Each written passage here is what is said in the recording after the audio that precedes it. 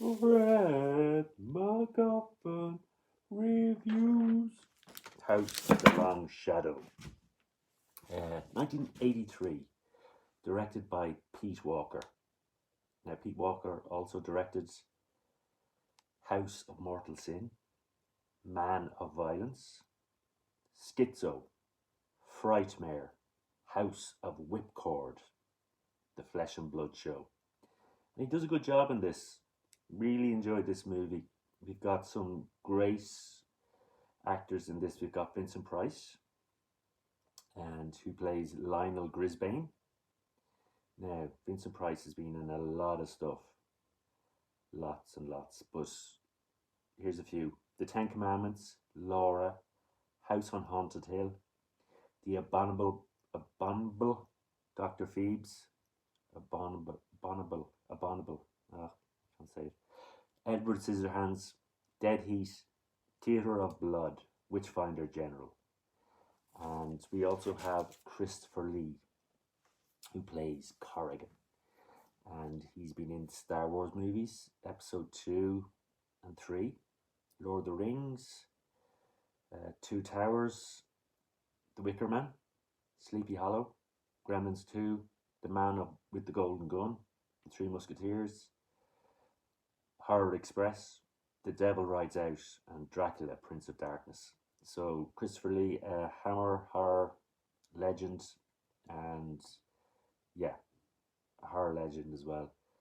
And Peter Cushing is also in this. He plays Sebastian Grisbane, and we've seen him in Star Wars: A New Hope, The Curse of Frankenstein, Horror Express, The Hound of the Baskervilles, Dracula, 1958, Dr. Terror's House of Horrors, Daleks Invasion Earth, 2150 AD, Tales from the Crypt, Asylum, to name but a few.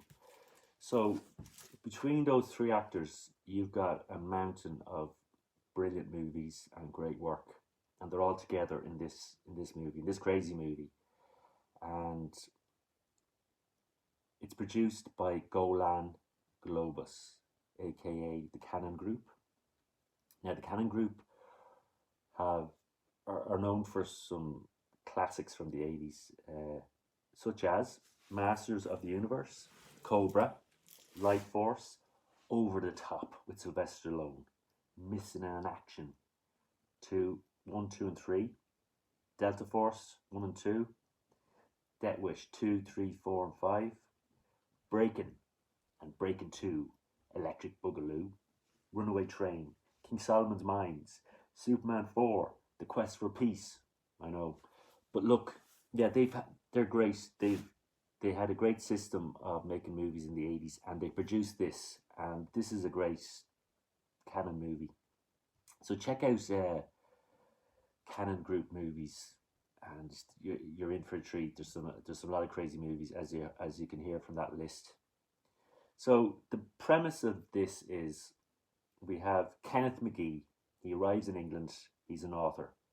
He meets up with his publisher, Sam Ellison, and he makes a bet for £20,000 that he can write a Wuthering Heights type novel in a day.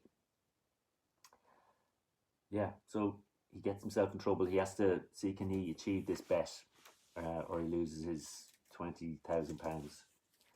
So what he does is he goes to an old manor house in Wales, which Sam Ellison has said he can stay in, and it's due to be sold, and it's very isolated and it's very big and creepy, and he thinks this will help with his writing. So it's been fixed to go there by Sir Richard Thornton, who owns it, and yeah, it's a big creepy place, so he feels like it'll inspire him to write. And whilst there, unbeknownst to him, the Quimbies are there, and they say they're caretakers. So he's surprised. He doesn't know there's going to be caretakers around. And then he sees an old woman walking around, a creepy old woman, and he pulls her mask off, and it's a blonde woman he's seen in the restaurant. And we find out that the blonde woman is Catherine de Corda, and she's she's worked with OPIT, an organization for the promotion of international terrorism, or she's trying to save him from OPIT, which is an organization for the promotion of international terrorism, and she wants him to leave, and that he's in danger, and he could lose his life. But he later discovers that Catherine is is playing a joke on him, and she was sent there by Sam, and Sam's the publisher. Sam's trying to put him off his work, and then we have, so that's Mary Norton, who plays Sam's secretary, and she's played by Julie Peasgood, and she's very good in this as well. And okay, so then we have other people arriving. We have Lionel Grisbane arrives at the house, and he's played by Vincent Price. So we have Lionel Grisbane arriving. We have Sebastian Grisbane arriving, and we have Corrigan, the potential buyer of the house. And yeah, so it's getting very confusing for our author. These three people have arrived, and we find out that the two caretakers are not caretakers; they are relatives. One is the father of the three children. So he's played by John Carradine. So he's the father of Sebastian, Lionel, and Victoria. And John Carradine plays Lord Elijah Grisbane, and you've seen him in a lot of great movies. He's got a huge filmography, and some of the classics are Peggy Sue Got Married, The Ice Pirates, The Monster Club, The Howling, Shockwaves, The Shootist, The Ten Commandments, Grapes of Wrath, Stagecoach. So he's been in a lot of great movies, and that's only the tip of the iceberg. And also we have Sheila Keith, who's playing Victoria Grisbane, and she was in House of Whipcord, Frightmare, and House of Mortal Sin. So yeah, you've got a great lineup here. The author is played by Desi Arnaz Jr., and he plays Kenneth McGee, and you've seen him in Mambo King's Automan TV show, Fake Out, Gridlock TV movie, A Wedding, and Here's Lucy. And he's the son of Lucy LaBelle and Desi Arnaz. And he does a great job in this. He's very likable. And yeah, so with this movie we have a comedy, a horror, and a mystery. And as I said, there's a bizarre family reunion in this house, and we're wondering why the family have reunited on this night. And we find out that they have imprisoned in one of the rooms their brother, and the brother is, he's caused a lot of grief in the family. His name is Roderick Grisbane, and he's the youngest son, and he caused a big scandal for the Grisbanes, and they decided to take him out of circulation, to hide him in the house, to lock him up. And they go up, open the doors, and he's not there.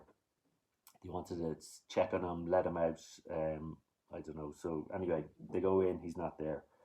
Okay, so that's the big scare factor here. Roderick is loose, and Roderick is crazy and wants revenge. So we get people.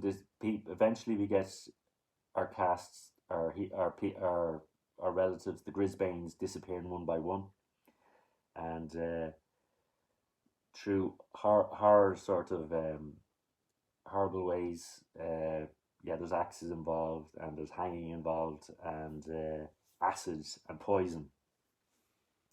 And we also get two people that Kenneth met at a train station. They arrive, and they get involved in this whole sort of craziness.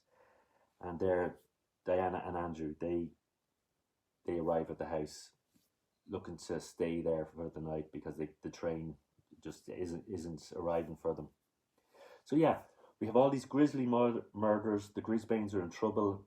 Their crazy brother Roderick is loose in the house, and we learn about their sort of morbid history with Roderick, and And eventually, now I'm going to spoil this. I'm going to spoil this. So this is a spoiler warning. Spoiler warning. Spoiler warning. So yeah, we find out that Corrigan, who's played by Christopher Lee, and who's there to, he's going to buy the house. He's wondering what the hell's going on, and he's Roderick. He's the killer, and yeah, I don't know why no one recognised him. None of his family recognised him. So that's a bit of the plot sort of, what would you call it, mistake, or anyway. So, and yeah, why is John Cardine playing Sebastian and Lionel and Victoria's father? He's old, but he's not that old, So that's a strange one as well. And yeah, so we have this sort of this great ending. We have a lot of people dying. We have this revelation that Christopher Lee is Roderick the Madman, and yeah. So then we have the big reveal that it's all a joke, it's all a trick, and that Sam Allison has paid all these actors to play a trick on Kenneth McGee, and yeah, it's a good reveal. It's no one's died. They're all actors. We all hear the actor talk in the background about theatre, and so Kenneth is relieved and happy that no one's been killed, and that Sam has played a very funny trick on him. And so then we have another reveal. We cut to Kenneth McGee typing away in his typewriter. So he's been writing all this, the crazy Roderick story, and that Sam has played a trick on him, and he packs up and leaves the house. He shows the story to Sam, who has lost the bet. He's very happy with the story. He thinks he's achieved what he needed to achieve to win the bet. And then we cut to him meeting. He's back in a restaurant, and we cut to him meeting one of the ladies the lady that he liked in the story, who was his secretary. And yeah, so it's a nice little he gets, yeah, he kind of, in his story, he takes a liking to this lady, Catherine DeCorda, or also known as Mary Norton. And yeah, so there's a nice little romantic ending there, and he finds the girl that he sort of had in his book, or has in his story, is sort of also out in real life. And yeah, this is a good time. I enjoyed it.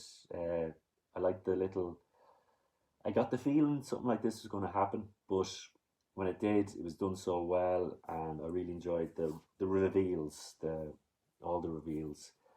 So yeah, really good time. This is a really good canon movie, and great to see all these actors together. Really sort of, I'd really recommend this. You're gonna have a great time. It's a creepy movie, and with some cinema legends in this, and yeah, you can't go wrong checking this out. I'll give this a 3 out of 5, and it's nearly a 4. It's very, I don't know, I should be giving it a 4. I don't know why. It's very close to a 4. Yeah, a real solid movie. Pete Walker, the director, basically stopped directing after he'd done this for some reason. I think he should have kept going, because this was a great flick.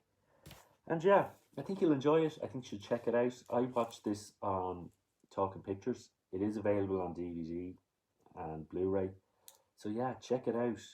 You're going to really enjoy this. If you like mystery, if you like horror comedy, you're going to get a kick out of this. And yeah, also check out canon movies. Some really classic 80s stuff that's so bad it's good, a lot of them, but some of them are great. Okay, this has been Fred MacGuffin, giving you the guff on the House of the Long Shadows. Fred's been reviewing the House of the Long Shadows.